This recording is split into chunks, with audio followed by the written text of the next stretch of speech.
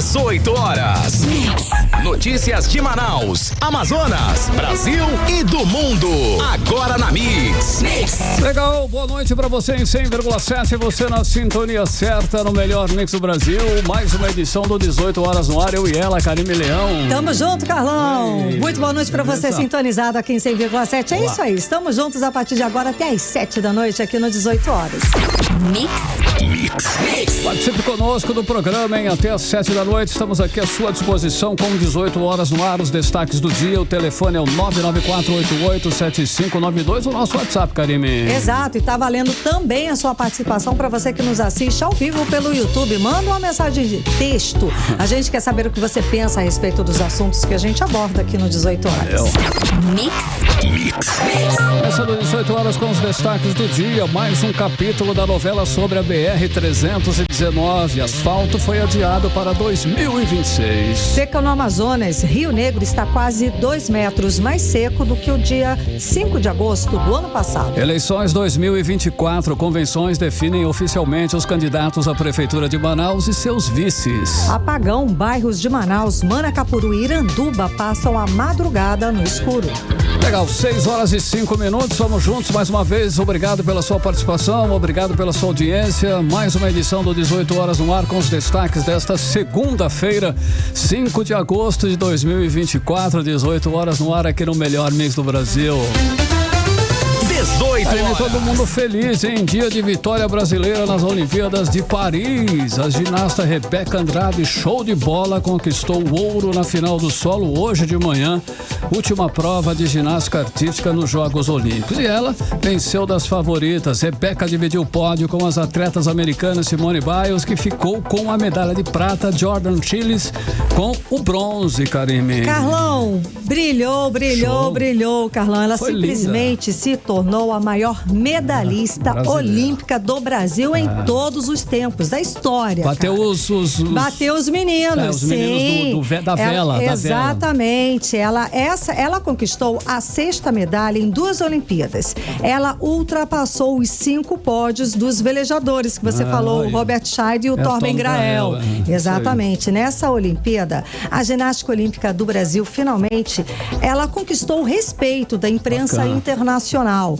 A vitória hoje da Rebeca foi destaque no New York Times, no jornal inglês The Guardian e no argentino La Nación. E todos destacando que a nossa Rebeca Andrade é a única do mundo que pode desafiar a ginasta americana, né? A Simone Biles. Ela é realmente fera também. Eles elogiaram muito a apresentação impecável e sem erros da brasileira e realmente foi uma belíssima apresentação. Foi lindo. Show. Aquela cena do pódio das americanas reverenciando a Rebeca. Foi Cara, legal. maior espírito olímpico, muito bonito, muito bacana. Foi tudo lindo. Agora, é bom destacar também que, assim como muitos outros atletas brasileiros que hoje estão nas Olimpíadas lá de Paris, Rebeca Andrade chega ao topo, vindo da periferia de Guarulhos, de um projeto social. Olha que bacana, gente, a gente apoiar e ajudar a fazer um projeto social. Você chegou a ver vários vídeos dela criança dando Pronto. entrevista, Karime? Que Sim. coisa, né? Ela ali toda timidazinha. Ela toda ainda, menininha, toda você no viu começo, teve uma das processo. entrevistas que a Daiane dos Santos, Sim, fala por uma com ela. questão, foi treinar onde ela fazia lá, mas isso ela já estava melhor, já estava maiorzinha. Foi legal. Tô falando daquele projeto social de base, daqueles molequinhos de 10 anos, que de repente vão pra lanchar e tal, pra não ficar, a mãe coloca Sim, pra olha não aí. ficar à toa na rua, e daí desenvolve um grande atleta que hoje estão vencendo, conquistando medalhas olímpicas para o Brasil. Primeiro Um time. salve, parabéns para os projetos sociais que a gente sabe que é difícil manter.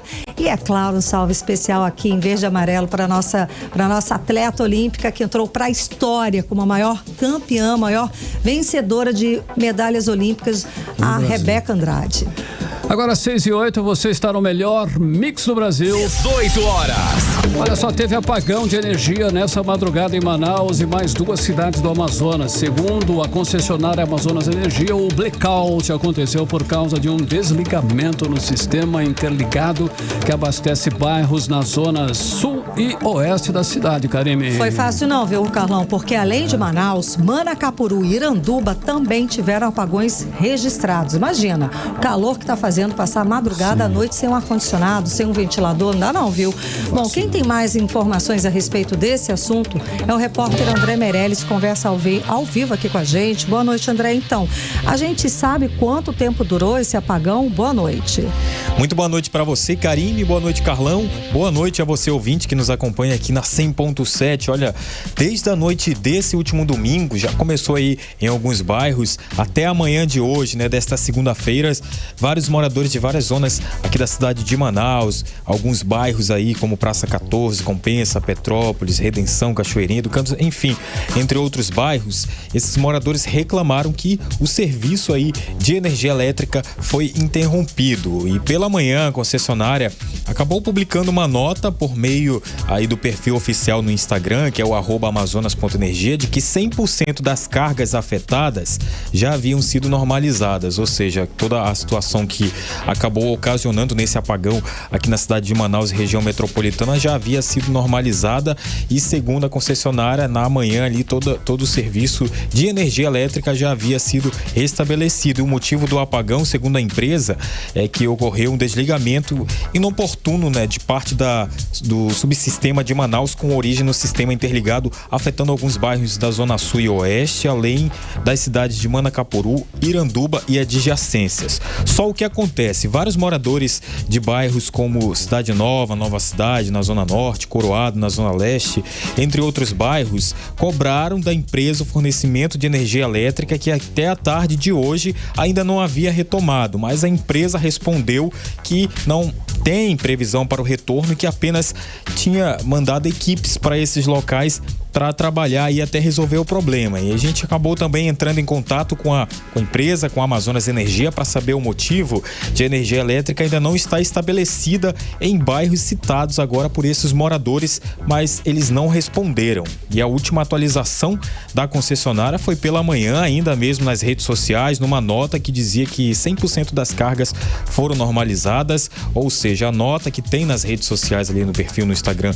da Amazonas Energia, já que não responderam a gente, é só mesmo uma nota há 11 horas atrás que falava que a energia havia sido restabelecida. E também na própria publicação da página do Instagram ali da Amazonas Energia, onde fala também sobre que a energia já teria voltado em 100% dos bairros e também na região metropolitana, tem os comentários dos próprios moradores dos bairros que estavam ali alegando a falta de energia elétrica. E a gente entrou em contato e não recebemos respostas. Agora, sobre a situação da água, a concessionária Águas de Manaus respondeu e disse por meio de nota que informou que o complexo da Ponta do Ismael, no bairro Compensa, foi impactado por falta de energia durante a madrugada desta segunda-feira, e que por causa disso a produção de água tratada das estações de tratamento 1 e 2 foi paralisada por aproximadamente 2 horas.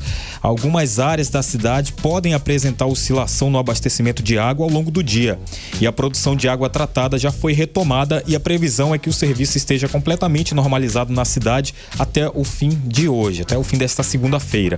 A concessionária disse também que está com carros-pipas à disposição para o abastecimento prioritário em hospitais e em locais que prestem serviços essenciais. Então, o que a gente traz de informação aqui é que a empresa, a Amazonas Energia, por meio da rede social, informou que, né, o abastecimento de energia estaria 100% concluída, mas aí os moradores acabaram questionando, Karine, Carlão, sobre a situação da falta de energia elétrica, e o comentário ali da empresa é que estaria mandando equipes para esses locais para tentar resolver o problema e que não tinha previsão de voltar aí a energia elétrica.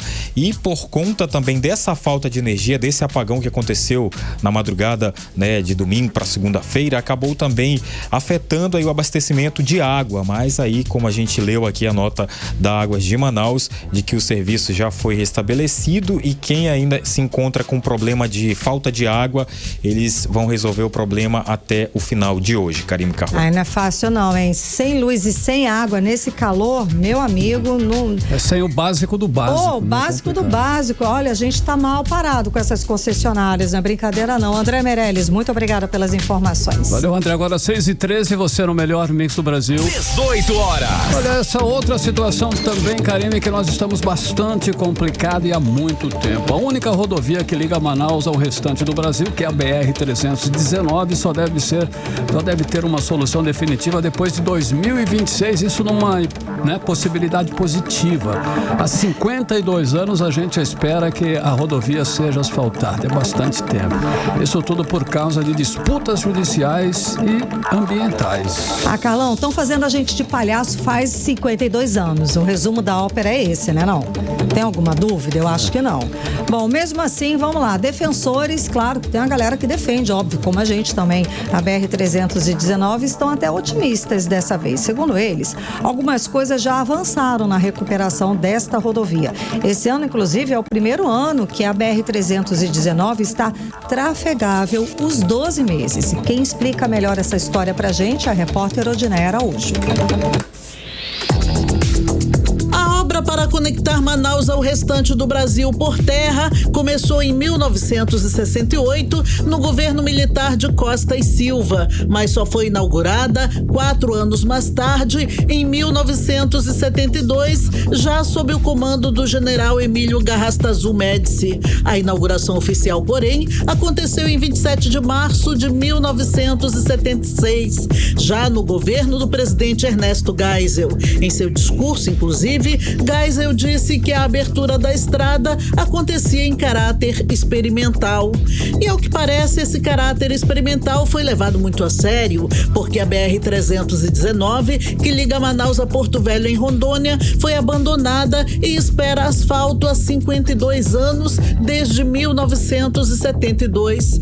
E o pior é que só deve ter solução definitiva depois de 2026, pelo menos segundo o site Poder 360.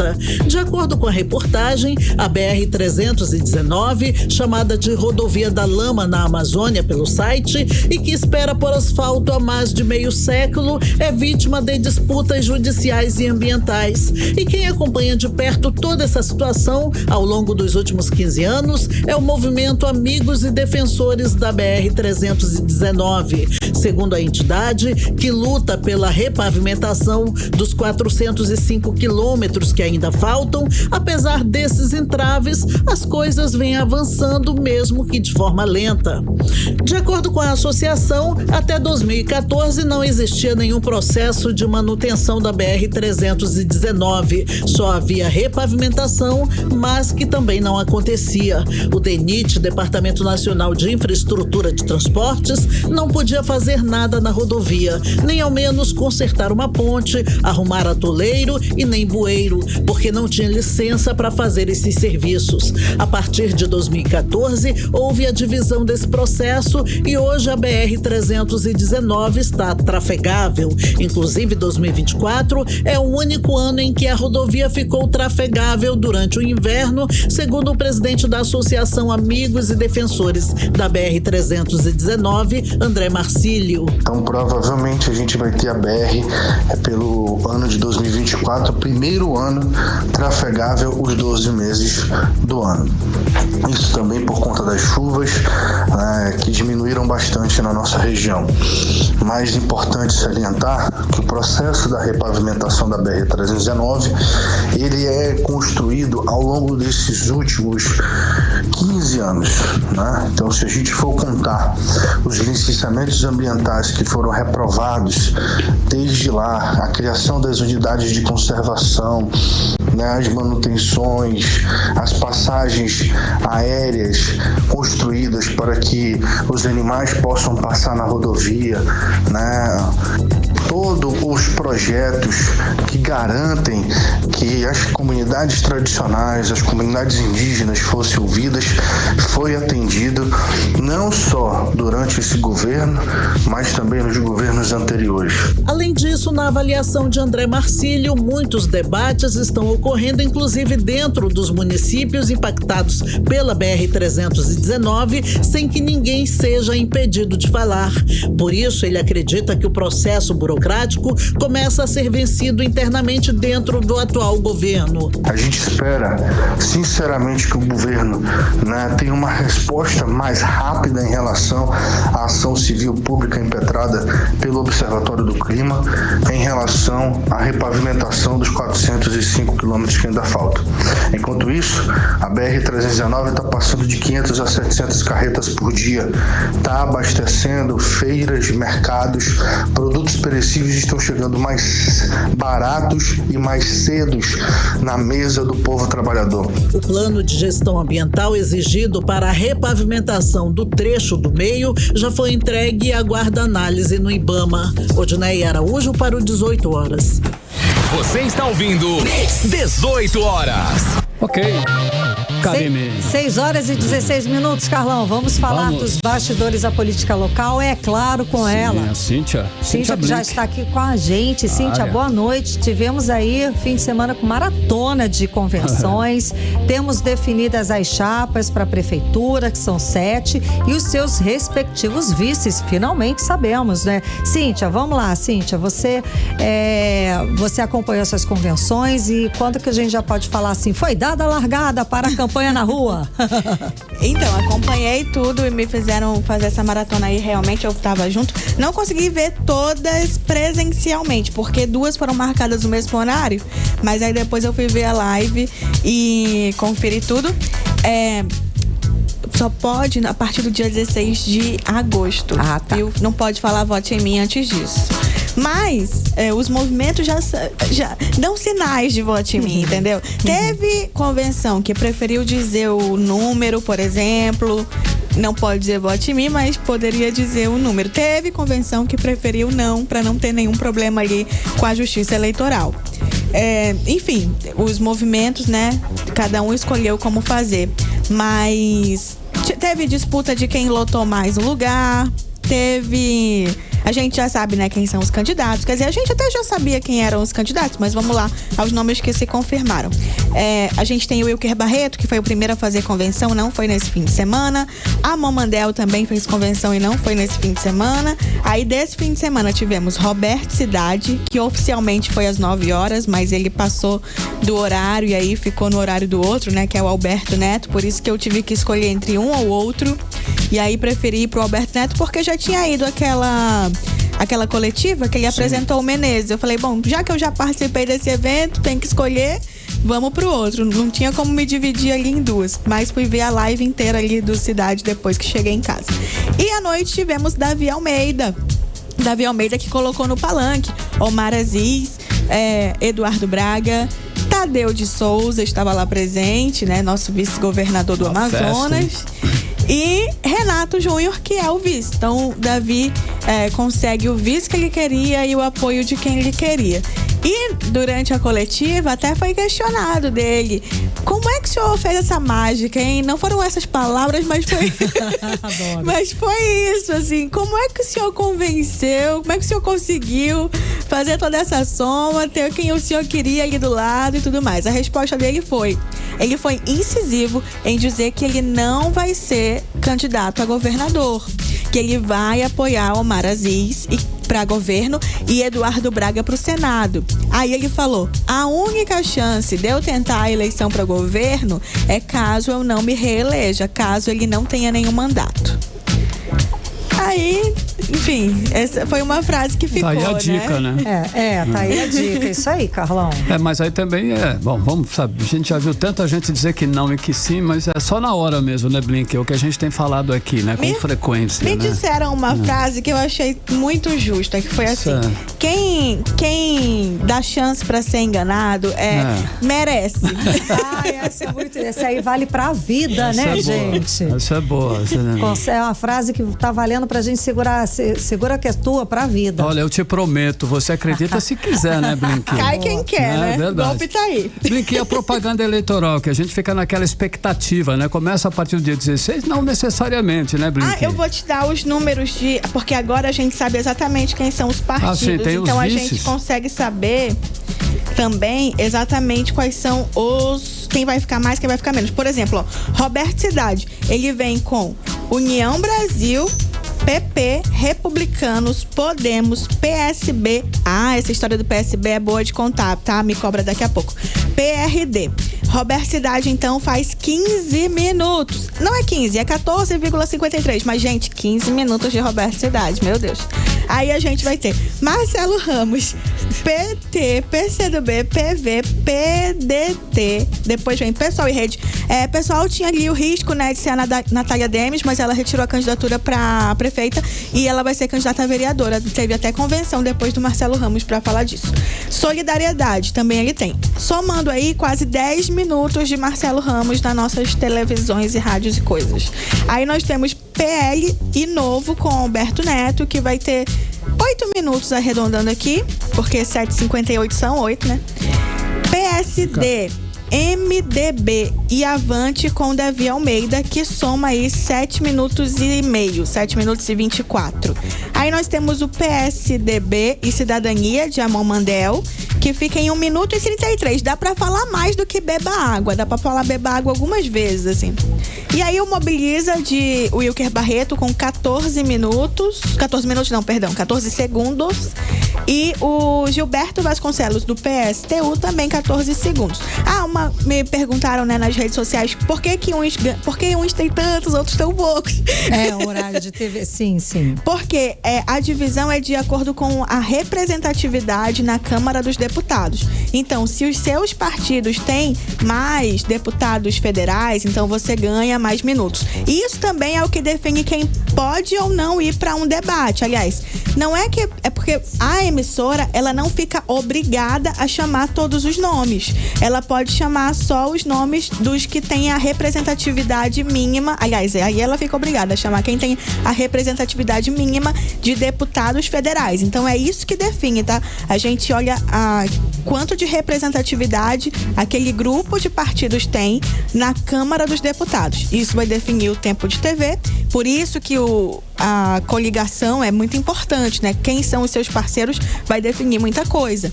E também para o debate vale a mesma coisa. Eu falei que ia falar do PSB, isso, né? Que eu queria falar, já até anotei aqui, conta aí. Marcelo Ramos, na convenção dele, perguntaram fui eu, né? Foi assim, tá sentindo falta não do PSB? Aqui PSB, gente, é o partido de Serafim Correia.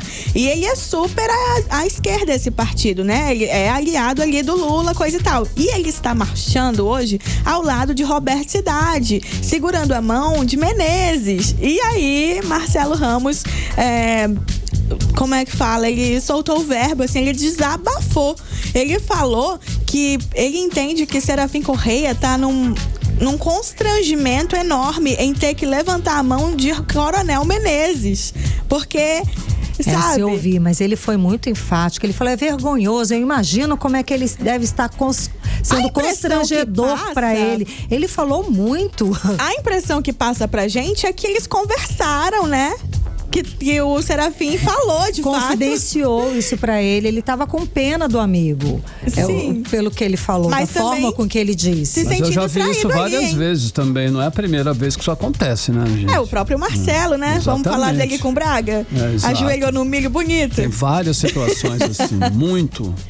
Não é comum. Não sei que espanto é esse, mas enfim. Mas vale a pena o registro. Sim, que realmente é contraditório ter ali o PSB junto ao Roberto Cidade e Coronel Menezes. Karime, Carlão. Ei, Blink, como foram as convenções? Você tem alguma informação? Mas as convenções do interior do estado, principalmente em Parintins, em Itacoatiara, que são 2 grandes colégios eleitorais aqui no Amazonas. Olha, eu queria estar lá, pra você ter ideia de como foi. Foi em Parintins, a Brenda usou ali o bumbódromo, né? Que é aquele espaço onde todo mundo vê, e não é uma forma de falar, o mundo vê mesmo quando tem o festival. E ela lotou o bumbódromo, mas o Matheus Assayag, que é o concorrente, ele também não fez feio não, viu? A convenção dele tinha tanta gente que dá pra comparar com a de Davi Almeida aqui. Caramba! Nesse tanto. Então, em Parintins está uma briga super acirrada, não é exatamente entre Brenda Dianá e Matheus Assayag, mas a briga está entre governador Wilson Lima e o atual prefeito de Parintins, Bi Garcia. Essa é a verdadeira briga que acontece em Parintins. Então, toda briga a estrutura... de cachorro grande, como dizem, né? Exatamente. Agora, lá em Itacoatiara, a coisa também... A gente já esperava Itacoatiara, porque, assim como em Parintins, foi no mesmo horário. Só que o pior em Itacoatiara teve um tempero a mais, foi na mesma rua. Então, eram duas. Acho que a gente até comentou, A gente comentou aqui. Mas, de qualquer forma, aconteceu em ordem, né? Teve essa disputa aí de quem lotou mais e tal, mas também ficou equiparado. Mas foi uma graça ter um falando em um canto e o outro na mesma rua falando ali do outro lado. De qualquer forma, aconteceu tudo em ordem, viu? Mário Abraim anunciou a vice Marcela Cristine, candidata a vice. Tem o apoio aí do União Brasil, ele, portanto, é o candidato de Wilson Lima. MDB, Mobiliza, Democracia Cristã, Avante, Federação Brasil da Esperança. Esse a gente está falando. Cabo Maciel, ele concentrou também o eleitorado lá em Itacoatiara, também de uma forma grande, como eu falei, né? Tá animado por lá, hein? Tá animado, eu queria ter ido para o interior, só que todo mundo marcou tudo no mesmo horário, fica difícil. A vice dele vai ser a vereadora Andréia Mara, viu, do Cabo Maciel. Ela é do PSD, ela vem pra vice, ela é presidente da Comissão da Mulher na Câmara de Itacoatiara. Acho que é isso, né? Olha, então resumindo, né, Blink, vamos lá. A propaganda eleitoral vai ser exibida, vai começar de 30 de agosto até 3 de outubro. Isso. Isso aquela nas emissoras de rádio e TV que você explicou pra gente como é que são os tempos e quem que vai ficar com quanto tempo no rádio e TV. Só que a propaganda nas ruas, aquele foi dada a largada mesmo, votem em mim, 16 de agosto. Ok, então é isso. É isso. Obrigada. Volto com mais informação pra você amanhã. Até amanhã. Valeu, Cíntia. 6h30, você no melhor mix do Brasil. 18 horas. Olha, um grupo de 9 pessoas foi preso suspeito de roubar produtos de uma loja de eletrodomésticos na rua Guilherme Moreira, no centro de Manaus. Carlão, o centro não tá fácil não, viu? Aquilo ali também tá a zona vermelha. Bom, o crime aconteceu na madrugada de domingo e quem traz os detalhes pra gente é o repórter André Meirelles. Na madrugada do último domingo, um grupo criminoso invadiu uma loja no centro de Manaus. A Polícia Militar da 24ª SICOM, Companhia Interativa Comunitária, recebeu uma denúncia anônima de um grupo com 9 pessoas que estava furtando os produtos da loja na rua Guilherme Moreira. Os policiais foram ao local informado e viram um caminhão-baú próximo à loja. Segundo o comandante da 24ª SICOM, Major Miranda, durante a abordagem, os policiais encontraram os produtos furtados da loja na carga do caminhão, além dos suspeitos de cometerem um crime que estavam escondidos. Deslocamos as viaturas, foi feito o cerco, conseguimos lograr êxito com a captura de uma quadrilha especializada em roubos de lojas por meio de arrombamento. Foi uma ação rápida, eles encheram um caminhão de objetos roubados, prontamente conseguimos realizar a abordagem, o motorista do caminhão se mostrou nervoso, foi que iniciamos aí a revista no caminhão e foi encontrado, né, várias pessoas dentro com todos os objetos que foram apresentados no primeiro DIP. Os suspeitos presos foram levados para o 1º Distrito Integrado de Polícia e os produtos furtados da loja foram recuperados. O grupo deve responder por roubo e ficar à disposição da Justiça. André Meirelles para o 18 horas. Você está ouvindo 18 horas. Legal, 6h32. Continue aí em 100,7. Daqui a pouquinho, no 18 horas, empresas de saúde brigam para continuar encerrando unilateralmente planos de pacientes em pleno tratamento. Esse é o nosso assunto em instantes. 18 horas. Agora temos a previsão do tempo para amanhã. Amanhã é terça-feira. Previsão do tempo, Karime Leão. Previsão do tempo. Muito quente, viu, Carlão? Segundo informações do Climatempo, não há previsão de chuva para amanhã. Sol com algumas nuvens só durante o dia. A mínima prevista é de 25 graus, a máxima pode chegar a 36 graus. E a umidade relativa do ar fica entre 34% e 70%. Mix. Olha só, a Justiça do Trabalho no Amazonas garantiu redução de carga horária com o mesmo salário para empregado com filho autista. Carlão, a ação concedeu para um trabalhador da iniciativa privada o mesmo direito dado a servidores públicos com filhos autistas. E quem explica melhor essa história pra gente é a repórter Odineia Araújo. Profissional da sociedade civil sem fins lucrativos pediu redução da carga horária em 50% em igualdade com o previsto no regime jurídico dos servidores públicos civis da União, amparados pela Lei 8.112/1990. Essa lei garante aos servidores públicos com filho portador de transtorno do espectro autista TEA direito na redução da carga horária para cuidar do filho. Em seu pedido à Justiça, o funcionário da iniciativa privada disse que o tratamento multidisciplinar do filho requer sua disponibilidade para acompanhamento às consultas e atividades terapêuticas indicadas pelos especialistas. A primeira turma do Tribunal Regional do Trabalho da 11ª Região, que abrange os estados do Amazonas e Roraima, manteve a decisão de primeiro grau sobre a limitação de carga horária do trabalhador, porém em 25%. Com isso, o trabalhador vai ter redução de 40 horas para 30 horas semanais, de segunda a sexta-feira, sem nenhum desconto no salário.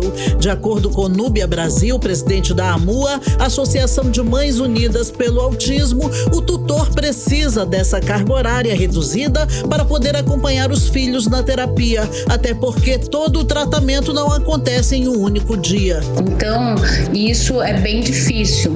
Isso se trata de um benefício garantido por lei, mas esse tutor tem que se virar nos 30 para ele poder conseguir. Que o laudo venha estar bem específico, né? Que só tem ele mesmo para poder acompanhar os horários, tem que ter relatórios. Existe uma série de situações lá de exigência para que essa pessoa consiga aí esse benefício, que é a redução de carga horária. No caso da sentença no Amazonas, a redução da carga horária do funcionário permanecerá enquanto houver necessidade de acompanhamento do filho menor. Ele, porém, precisa apresentar laudo médico a cada 6 meses. Odineia Araújo para o 18 horas. Você está ouvindo 18 horas. Agora são 6h35. Olha só, a seca nos rios amazônicos está se intensificando a cada dia. A cidade de Tabatinga já está sob ameaça de ficar sem água potável por conta da vazante dos rios.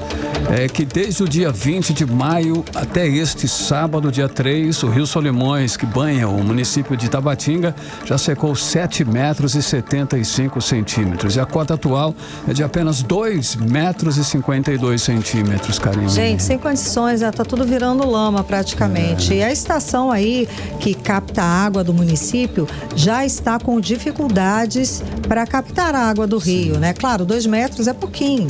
Já foram feitas aí 5 manutenções emergenciais pela COSAMA para garantir o abastecimento da cidade.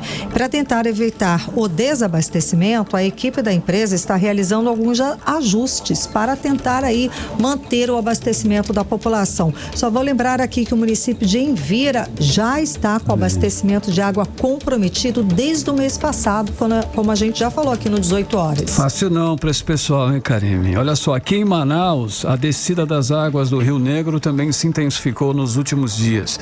Há 3 dias que o Rio Negro vem baixando 13 centímetros a cada 24 horas.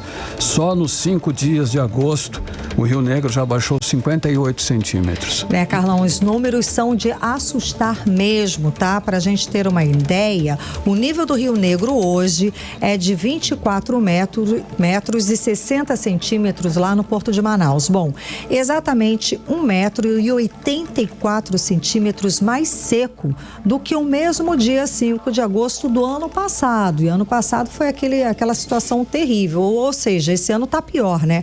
Quem tem mais informações sobre esse processo de vazante é o repórter André Meirelles, que volta a conversar com a gente ao vivo. Boa noite, André. Então, esses dados que a gente está acompanhando, que a gente falou aqui agora, só reforça todas as previsões de que esse ano nós vamos ter uma seca igual ou pior, mas tudo leva a crer que teremos uma seca pior do que a do ano passado, não é isso? Boa noite, André. Karime e Carlão, boa noite mais uma vez para vocês. Boa noite a você que continua nos acompanhando aqui. Para você que está chegando agora, olha só, a seca extrema que bateu recordes históricos no ano passado pode sim estar próximo de se repetir esse ano. Isso porque o nível da descida do Rio Negro em Manaus, no mês de julho, alcançou aí 1,61 m, né? A gente vai reforçar esses dados de acordo também com como vocês já falaram aqui.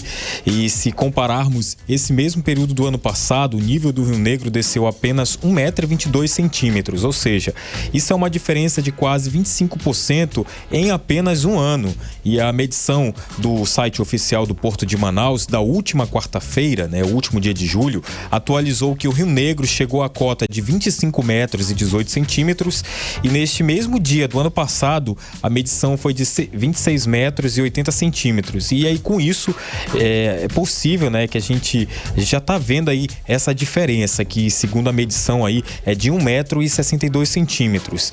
Então a estiagem que atinge o Amazonas pode sim, inclusive, afetar o abastecimento de água potável em Tabatinga, né, aqui no interior do Amazonas. Isso porque desde o mês de maio a descida do Rio Solimões, né, leva aí a Companhia de Saneamento do Amazonas a realizar manutenções. Essas manutenções que a gente fala são emergenciais, né, ali no sistema de abastecimento da cidade, né? Desde o dia 20 de maio até sábado, o Rio Negro já alcançou 7 metros e 75 centímetros, né? A cota atual é de 2 metros e 52 centímetros aí que a gente fala. E entre os meses de maio e agosto, inclusive, né, como vocês já falaram, a gente reforça aqui essa informação, a Cosama realizou 5 manutenções emergenciais na estação de captação de água no Rio Solimões e essas ações têm sido provocadas pela estiagem severa que já passa aqui pela região, né? E para tentar evitar o desabastecimento da água na cidade, a equipe da empresa, ela vem instalando periodicamente novos tubos flexíveis. Eles são aí de 400 milímetros de diâmetro, por onde a água do Rio Solimões passa até a estação de tratamento, né, ali do local. Só que a gente conversou com a Adriana Ribeiro, que ela é agente responsável da Cosama em Tabatinga, e ela vai trazer pra gente os detalhes aí sobre essa situação. Vamos acompanhar. Nós já colocamos até hoje 6 mangotes, já foram instalados, e essa necessidade ela é fundamental para que, conforme o nível da água vai descendo, o nosso flutuante, que ele tem que estar numa área onde possui água, ele precisa estender, e para isso os mangotes eles são utilizados. Cada um tem em torno de 10 metros, né? São equivalentes e acabam estendendo para a chegada do flutuante cada vez mais a fundo e conseguir captar água para o nosso sistema de abastecimento. Conforme o nível do rio vai descendo, é importante a gente colocar a nossa balsa de captação de água na posição mais funda, e por isso essas ações do mangote, que requer parada, requer um pouco de paciência da população para que ninguém consiga ficar muito mais dias, mais tempo sem água, caso esse flutuante venha em terra. 18 horas.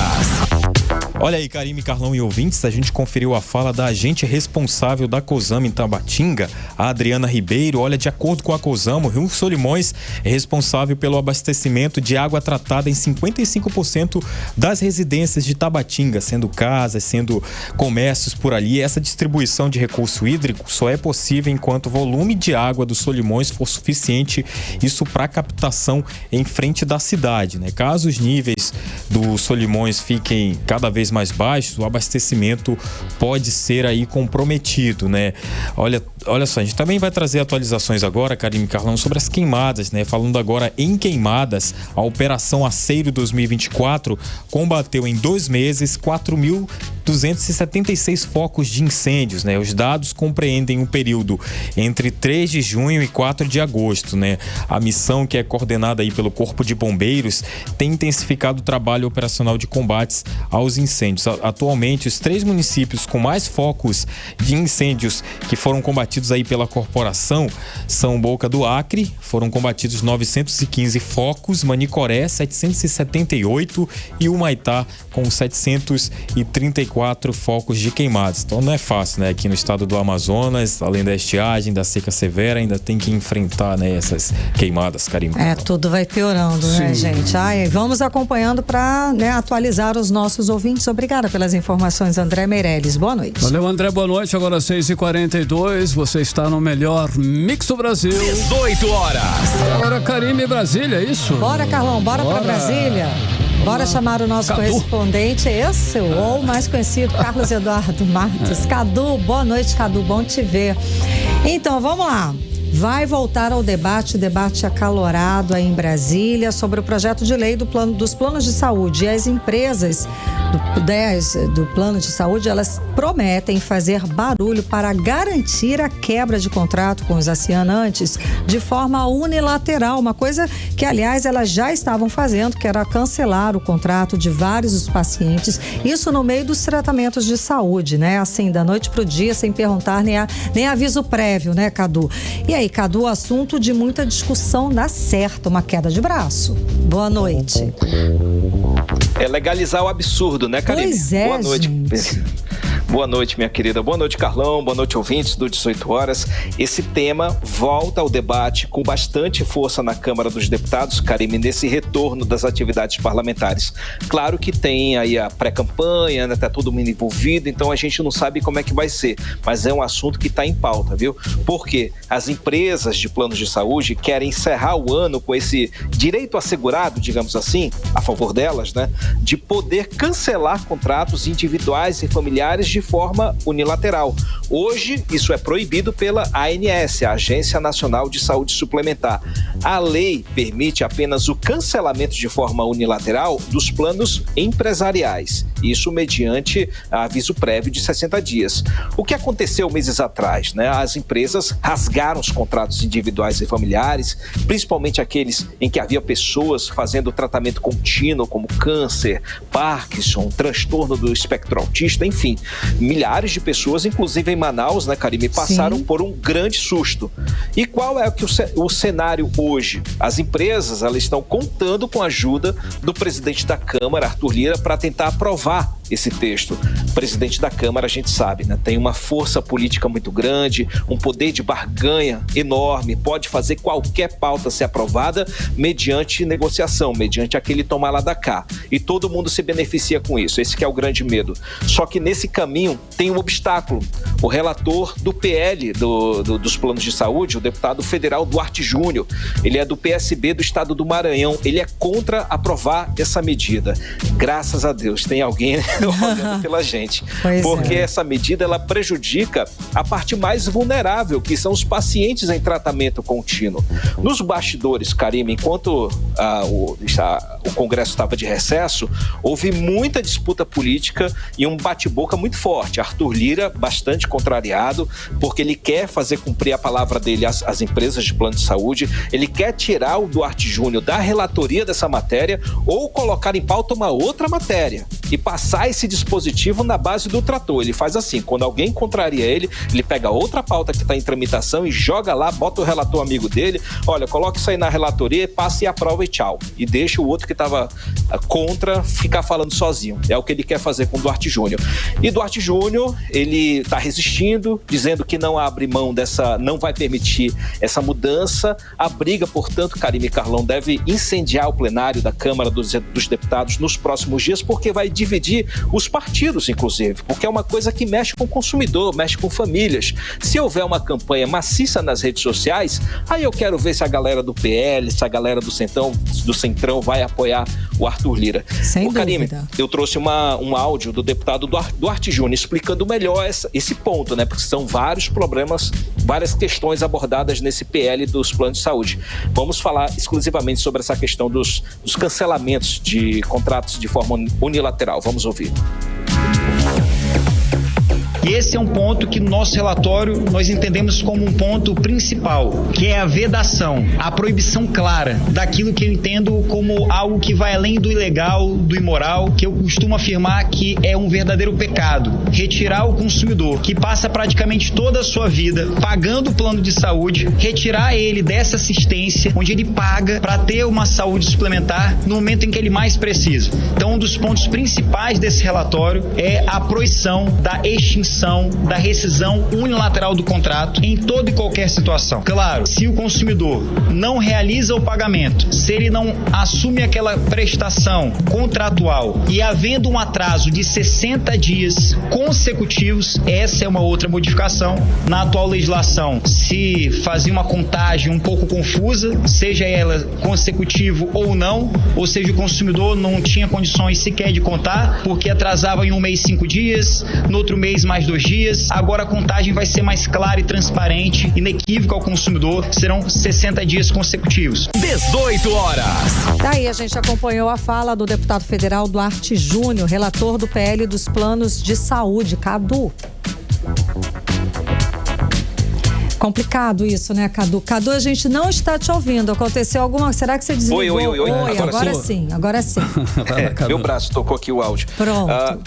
O Duarte Júnior falou de 2 problemas, né? A questão dos cancelamentos unilaterais e a questão dos prazos, né? Às vezes você atrasa um mesinho, já é cancelado. Sim. E no contrato tá lá 2 meses. Então, essa contagem tem que ser ajustada na lei. Então, ele está querendo agitar essa coxa de retalhos, que se chama os planos de saúde. Então, o problema é bastante sério e tem, inclusive, a questão dos reajustes acima da inflação, às vezes de 200% nos planos coletivos. É um absurdo o que está acontecendo com os planos de saúde. Agora, Karime, a bancada do Amazonas está atenta nessa briga, tanto que o deputado Adair Filho, ele apresentou um projeto de lei proibindo os cancelamentos unilaterais para os planos individuais, familiares. Esse projeto foi apensado ao PL dos planos de saúde. Então, corri lá, fui falar com o deputado Adair Filho e ele mandou um recado pra gente. Vamos ouvir. Esse comprometimento dos planos de saúde em pausar as suspensões unilaterais é um passo muito positivo para proteger os direitos dos consumidores, especialmente em um momento em que a polêmica em torno dos seus cancelamentos cresceu muito. No entanto, é preciso ir além dessa suspensão e garantir algo mais sólido na legislação. É essencial que haja um diálogo aberto para revisar as normas atuais e assegurar maior proteção aos beneficiários. Além disso, eu sou o autor do projeto de lei 1364 de 2024, que proíbe a rescisão unilateral dos planos de saúde sem justa causa, especialmente em momentos críticos, quando os pacientes dependem de tratamentos essenciais. Que isso vem ocorrendo muito, mas esperamos que com isso buscamos garantir que as operadoras não possam mais encerrar esses contratos com base em critérios como idade avançada ou condições críticas de vida, de saúde. 18 horas. Aí a gente acompanhou agora a fala do deputado federal Adair Filho, do Republicanos aqui do Amazonas. Tá aí, tem gente defendendo aí nós pobres mortais. Né, Cadu? Exatamente. Essa questão dessas proibições, esses cancelamentos unilaterais não são permitidos pela lei. Então, também a Adair Filho está querendo um ajuste na legislação que já existe. O que é que acontece? Foram várias e várias leis que foram aprovadas no Congresso Nacional no apagar das luzes, Karime e Carlão. Então, por isso, agora o momento chegou, o gargalo agora está impossível a gente pagar plano de saúde, principalmente aquelas pessoas que mais precisam, né? Aquelas que fazem tratamentos contínuos. Então a fatura chegou e está na hora de ajeitar, do Congresso Nacional ajeitar. Só que as forças políticas, as empresas, o lobby delas é muito forte para a coisa desandar e a lei ser aprovada em favor delas. Então vamos acompanhar como é que vai ser essa batalha. Karime, Carlão. Cadu, agora lá na Venezuela a coisa não tá fácil, né? A crise não tem fim. Olha só, hoje, segunda-feira, 30 ex-chefes de Estado ou de governo pediram ao presidente Lula que ele faça valer a democracia na Venezuela, pedindo que ele reconheça o que classificam como vitória eleitoral de Edmundo González, que é o representante da oposição contra Maduro.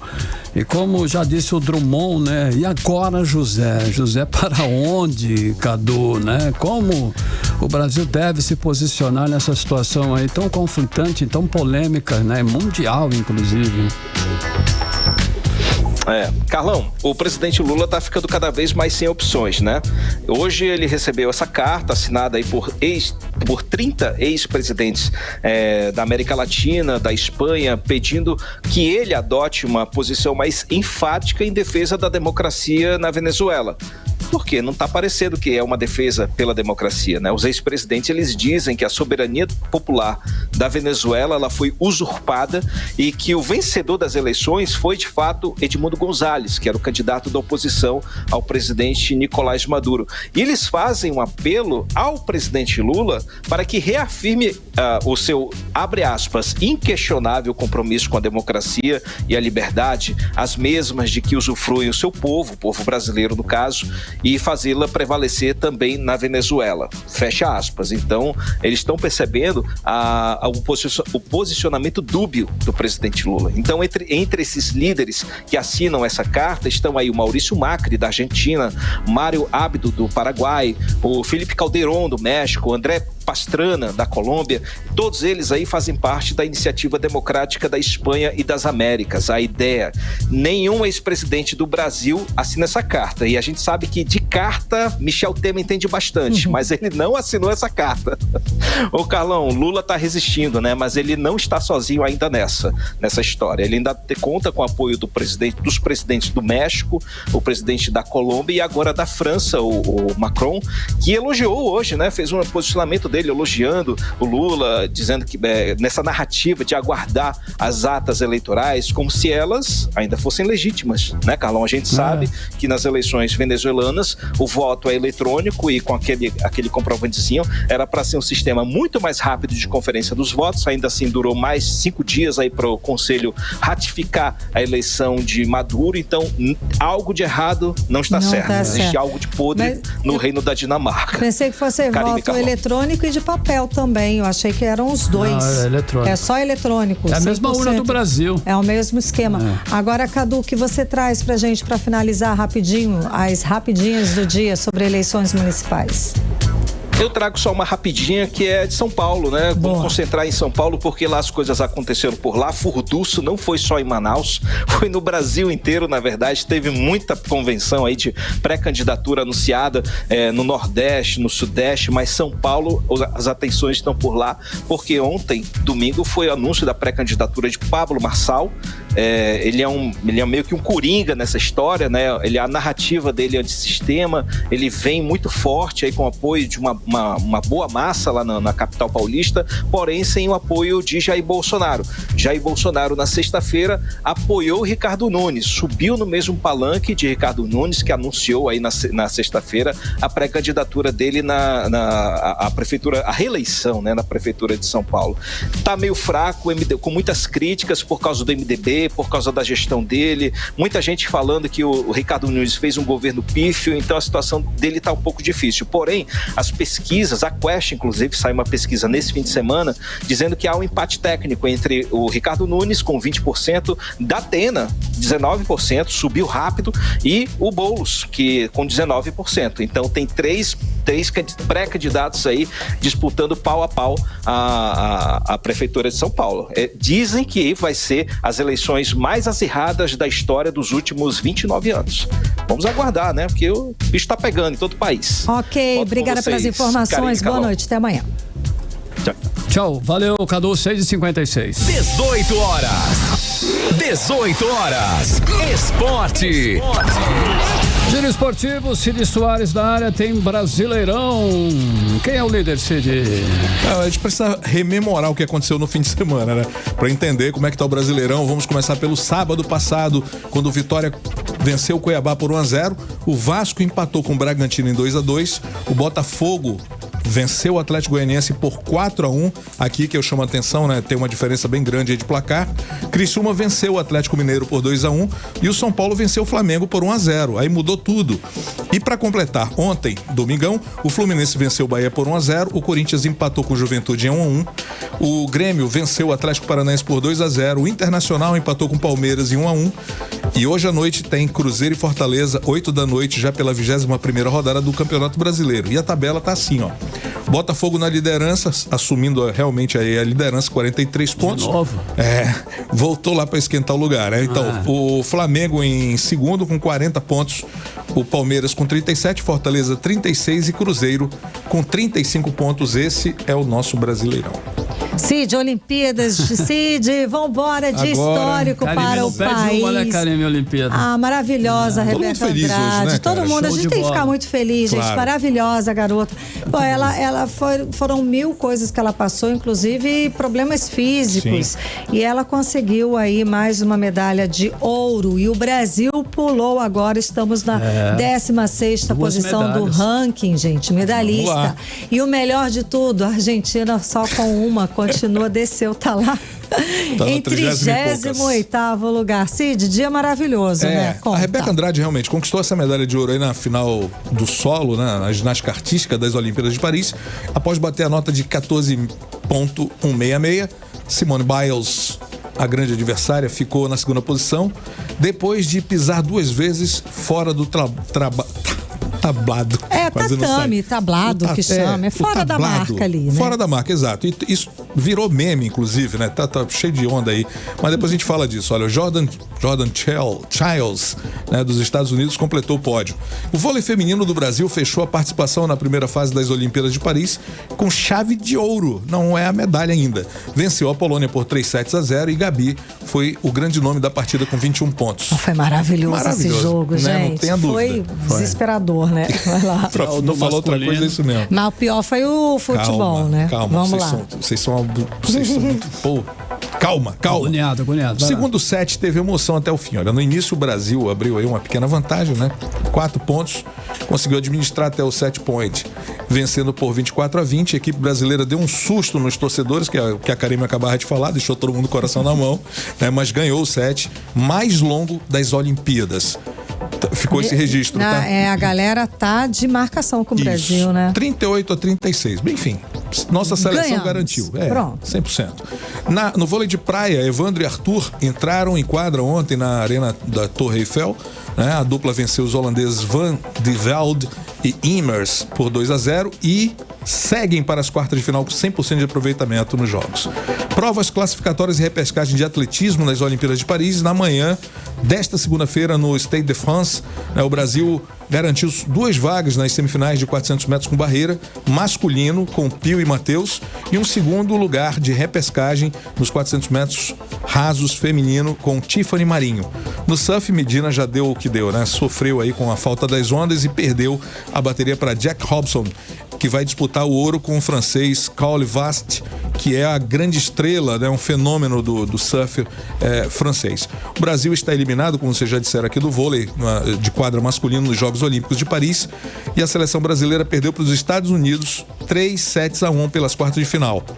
E eu queria falar, para encerrar aqui, de um roubo descarado, aquela árbitra chefe chinesa safada, Yuri Zhou, responsável pela nota polêmica, que nem é polêmica, né? Que as piores notas da Rebeca Andrade foram dadas por ela. Exatamente. E aí o vídeo que viralizou hoje nas redes sociais dessa árbitra, junto, conversandinho ali nos bastidores com a atleta que venceu, tirando foto da medalha. É pra provar pro chefe só que ela pode conseguiu. ser, né, gente? Bom, tá lá. Ficou feião, né? E a gente pede aqui ao Scooby, que conseguiu tirar aquele juiz que tava dando notas ruins também pro Medina. Tem uma aqui também, Cid, eu acho que acabou há pouco. Ana Patrícia e Duda avançam invictas às quartas de finais, dupla de vôlei de praia, né? Venceu o Japão por 2-0.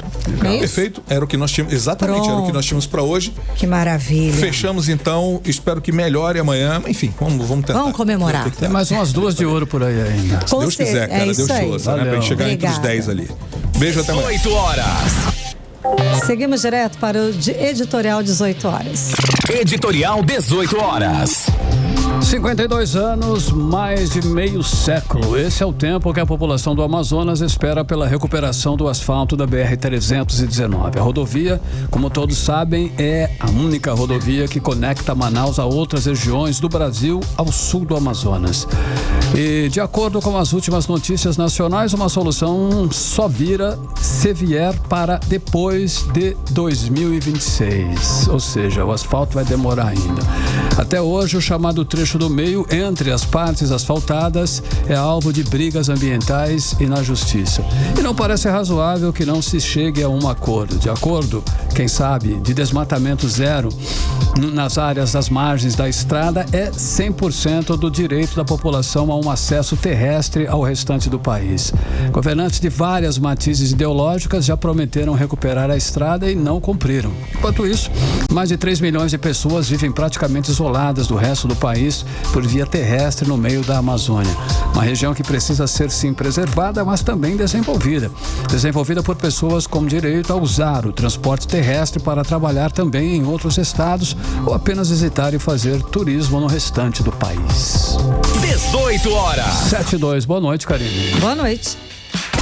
Você ouviu 18 horas. As notícias do Brasil e do mundo. De volta amanhã.